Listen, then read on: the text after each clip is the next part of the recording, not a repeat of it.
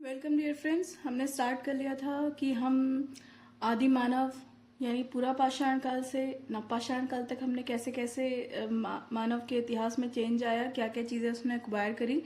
अब हम आगे चलते हैं थोड़ा सा, हम देखते हैं कि भारत का प्रथम नगरीकरण। देखिए, हड़प्पा सभ्यता एक ऐसी सभ्यता थी जिसमें पहली बार नगरीकरण देखा गया।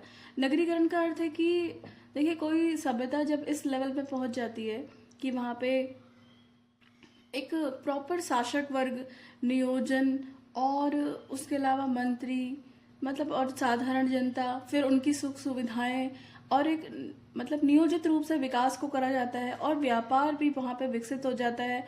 व्यापार के साथ इंपोर्ट एक्सपोर्ट जैसी चीजें तक होने लगती हैं, तो उसको बोलते हैं कि अच्छे स्तर पर एक नगरीकरण हो गया है। नगरीकरण मतलब कि जहाँ पे अच्छा व्यापार वाणिज्य चलता हो। ठीक है। अब देखिए कि जब हम हड़प्पा सभ्यता की बात करते हैं तो हमें पता है कि हड़प्पा सभ्यता का विस्तार उत्तर पश्चिमी भाग में त्रिभुजाकार रूप में है। ठीक है। फैक्ट्स आपने पढ़ रखे हैं, आपने बहुत कुछ पढ़ रखा है। हम सिर्फ उसको एक ब्रशअप कर रहे हैं और आपको एक नई सोच देने की कोशिश कर रहे हैं बस। ठीक है। तो देखिए, ये हड़प्पा सभ्यता है और इसका ये त्रिभुजाकार क्षेत्र में इसका विकास हुआ है और यहीं पे नगरीकरण हुआ है। ठीक है। जब आप एग्जाम में बनाएंगे ना, ऐसे डायग्राम्स बना लेंगे तो आपकी चीजें और ज्यादा एग्जामिनर को क्लियर हो जाएंगी। ठीक है। तो आपके शब्द भी बचते हैं उससे। देखिए, अब इसमें हम देखते हैं कि हड़प्पा सभ्यता किन बातों में विलक्षण थी। विलक्षण मतलब कि ऐसी कौन से उसके स्पेसिफिक लक्षण थे जिसके कारण वो इतनी ज्यादा इंपॉर्टेंट हो गई। तो पहला इसका कारण था नगर निर्माण योजना। देखिए, जब ना हड़प्पा सभ्यता एग्जिस्टेंस में आई उस समय पे विश्व में और भी सभ्यताएं थी जो नगरीय थी। जैसे आप ले सकते हैं कि पश्चिमी एशिया में मेसोपोटामिया की सभ्यता, उत्तरी पूर्वी अफ्रीका में मिस्र की सभ्यता और मध्य एशिया में तुर्कमेनिस्तान की सभ्यता। लेकिन हड़प्पा सभ्यता ना अपनी नगर निर्माण योजना के कारण इन सब में अलग नगरीय सभ्यता बन गई।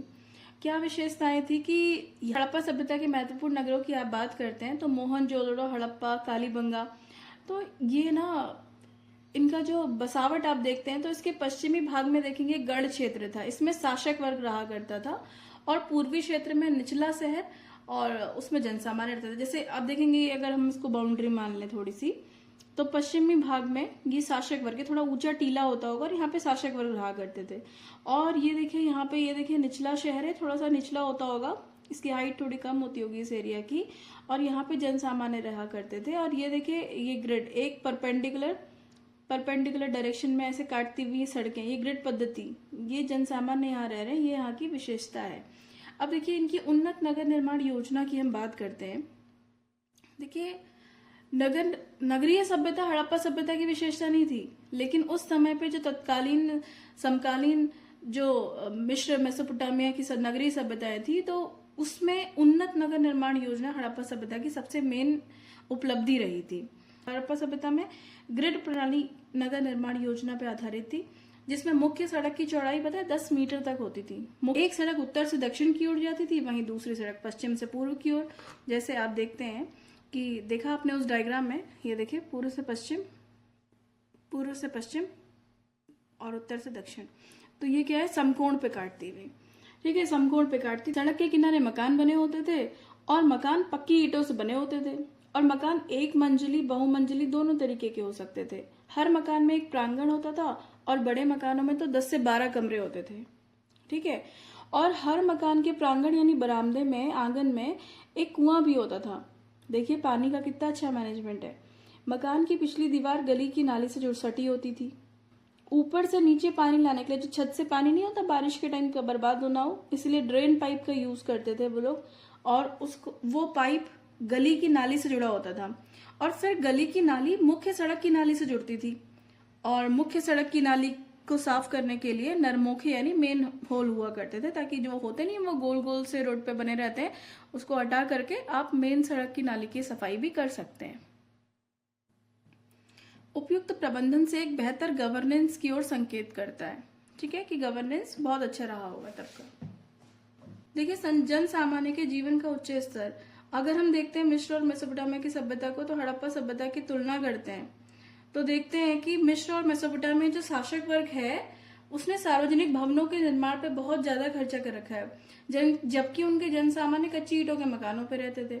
वहीं आप हड़प्पाई शासक वर्ग को देखेंगे तो उसने सार्वजनिक भवनों के निर्माण पर बहुत कम खर्चा करा है और बदले में जनसामान्य के जीवन स्तर को ऊंचा उठाया। उनका जनसामान्य कैसे रहते थे? पक्की ईंटों के मकानों में, और उन नागरिक सुविधाओं को उपभोग करते थे जो समकालीन विश्व में कहीं नहीं थी।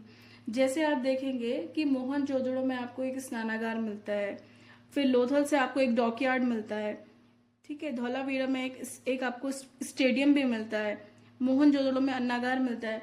तो उन्होंने जो खर्चा किया, मतलब कि वहां पे ज्यादा से ज्यादा लोगों को फायदा हो सके, स्नानागार यहाँ पे बनाया गया, मतलब संभवतः वहां पे कोई ऐसा उत्सव होता होगा जिसमें सभी लोग आते होंगे और प्रतिभाग करते होंगे।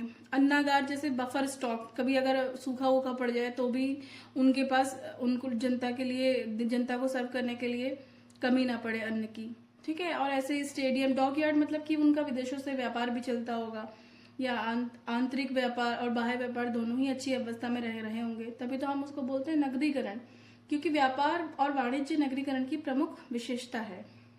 देखिए, अब हम देखते हैं वर्तमान नगरीकरण को प्रेरणा, कि हड़प्पा लोगों ने अपने नगरों में पहले सड़कें, गलियां और नालियां बनाई। आपने देखा होगा जो भी आजकल सोसाइटी डेवलप करते हैं, जो बड़े बड़े बिल्डर होते हैं, तो वो सबसे पहले इन्हीं चीजों को फोकस करते हैं कि पहले वो नगरों में सड़कें, गलियां, नालियां वगैरह बना लेते हैं, मतलब इन जो भी सोसाइटीज होती है उनमें। उसके बाद मकानों का निर्माण किया गया, इसीलिए उनकी जल निकासी प्रणाली बहुत बेहतर थी, उनका ड्रेनेज सिस्टम बहुत अच्छा है। परंतु अगर वर्तमान में भारतीय नगरों को लिया जाए तो अधिकांश नगरों में जल निकासी की समस्या बनी हुई है। इसका मतलब हमें भी पहले हड़प्पा सभ्यता वालों से सीख लेते हुए पहले जो सड़कें हैं, गलियां हैं और नदी नालियां हैं, ये हमें बनानी चाहिए, उसके बाद जाके मकान निर्माण का कार्य शुरू करना चाहिए। वर्तमान में भले ही बेहतर गवर्नेंस की जितनी भी बातें कर लें, लेकिन हड़प्पा सभ्यता के अंतर्गत गवर्नेंस का स्तर बेहतर प्रतीत होता है। क्या कि हड़प्पा शासक वर्ग ने अपने नागरिकों को सबसे बेहतर सुविधाएं प्रदान करी, जबकि स्वयं पर अपेक्षाकृत कम खर्च किया। दूसरी चीज, अधिकांश हड़प्पाई नगर उस काल में भी जल की समस्या को झेल रहे थे, इसलिए गुजरात के धौलावीरा में हम जल संरक्षण की विधि, वाटर हार्वेस्टिंग के उपयोग पहली बार प्रमाण मिलता है। वहां पे 16 जलाशयों के साक्ष्य मिले हैं जिसमें जल संरक्षण किया जाता था। ऑब्वियसली जलाशय या चाल खाल खंती हम आज की डेट में भी बनाते हैं, चाल खाल खंती पहाड़ी एरिया में बनाते हैं, मैदानी क्षेत्रों में हम बड़े बड़े गड्ढे बनाते हैं, या अमृत सरोवर या तालाब जैसी संरचना बनाते हैं, कच्चे तालाब, ताकि ज्यादा से ज्यादा बारिश का पानी स्टोर हो सके और वो ग्राउंड वाटर को रिचार्ज कर सके। तो इस तरीके का देखिए सबसे पहला प्रयोग उन लोगों ने वहां पे उस समय हड़प्पा सभ्यता में कर लिया है। आगे चलते हैं, फिर देखते हैं कि भारतीय समाज एवं संस्कृति में हड़प्पा सभ्यता की विरासत को दर्शाइए। तो क्या विरासत रही? देखिए, आर्थिक क्षेत्र में तो उनकी विरासत ये रही कि पशुपालन शुरू किया उन्होंने। कृषि में भी जो फसलों के प्रकार हम आजकल यूज करते हैं, गेहूं, जौ, मटर, सरसों, चना, ये हम तभी से यूज करते हैं जब से हड़प्पा वालों ने उसे उगाया है। उसके बाद चाक का प्रयोग, चाक जिससे वो पीसते हैं ना, पहले आटा वाटा उसी से पीसते थे, गेहूं पीसते थे, सॉरी, आटा तो उसका परिष्कृत रूप है गेहूं का। तो गेहूं को, दालों को उससे पीसा जाता था।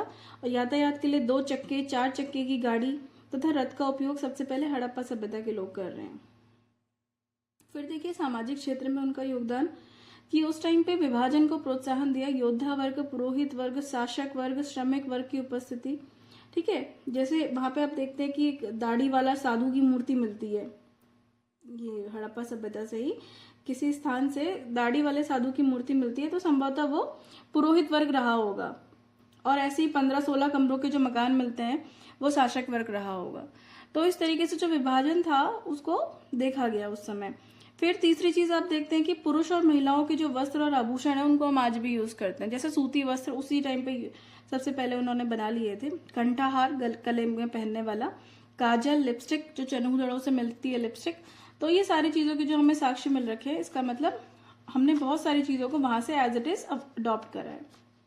उसके बाद आप देखेंगे तो धर्म के क्षेत्र में क्या उनकी उपलब्धि रही है जो हमने आज यूज करी है, उत्पादन शक्ति की पूजा। जैसे आप देखेंगे मातृ देवी की पूजा, या माता के गर्भ से एक पौधा निकला हुआ है, इस तरीके की जो मूर्तियां मिली हैं, तो उससे हम देखते हैं कि उत्पादन शक्ति की पूजा करते थे।